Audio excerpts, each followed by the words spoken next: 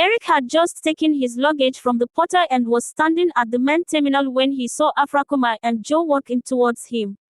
He was so happy to see them that he hugged his friend Joe tightly. Afrakuma teased him about his looks, which made the three of them laugh. Afrakuma and Joe were Eric's friends from their senior high school days. Joe was happily married to Afrakuma, and they were blessed with 2 boys. As they walked towards Joe's car, Eric asked why his mother and 2 other siblings were not there to pick him up since he had learned his wife, Pokuaa, and children had moved back to her parents' house. Joe and Afrakuma exchanged a glance but assured him they would explain everything when they arrived home. On their way home, Eric noticed many changes in the nation's capital: new buildings, busy evening streets, crowded entertainment venues, and more. Joe was happy to welcome his friend back to Ghana, and they spoke about many trending issues in the country, laughing together in the car. Upon their arrival at Eric's house, the gatekeeper opened the gate for them to drive into the compound. Eric was surprised to see a new gatekeeper but understood that it had been 6 years since he left the country. His mother, Madame Gladys, and his brother, Sam, came out to welcome him home. Eric was happy to be back but saddened by the absence of his nuclear family. Afrakuma and Joe refused to enter the house with Eric after he invited them for a dinner to celebrate his homecoming.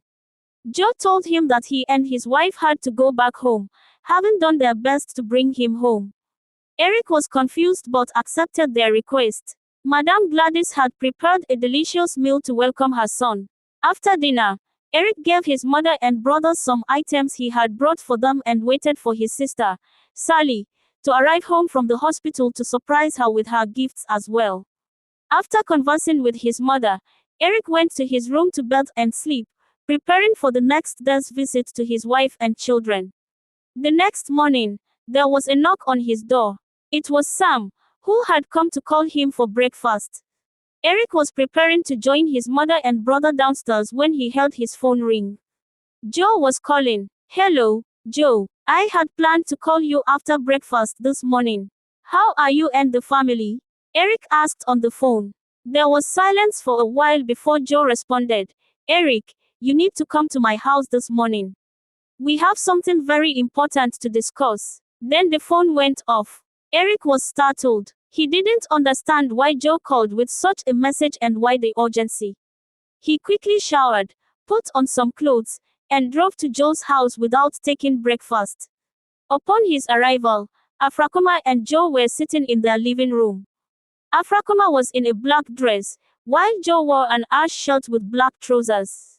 Eric sat down and asked about the sudden call and message. Joe was about to speak when Sally walked in. "Sally, what are you doing here?"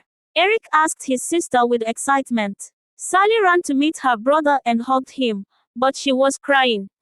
Eric didn't understand the tears on Sally's face, believing they might be tears of joy since she had missed him. Eric shared his eagerness to visit his wife Pokuaa and their 2 lovely children at his in-laws the following day to bring them home with him. Afrakuma broke down in tears. "Eric, I have some bad news for you, which is very devastating. I know this may not be easy to take, but you must stand strong as a man." Eric grew more confused and anxious, uncertain about what he was about to hear. "Pokuaa and the children are not with your in-laws. They passed away a month ago." Eric sat, looking at his friend. He couldn't comprehend what Joe had just said. The room became cold, and he felt the ground sinking beneath his feet. He kept looking at his friend, the words echoing in his ears. "What did you say?" he shouted.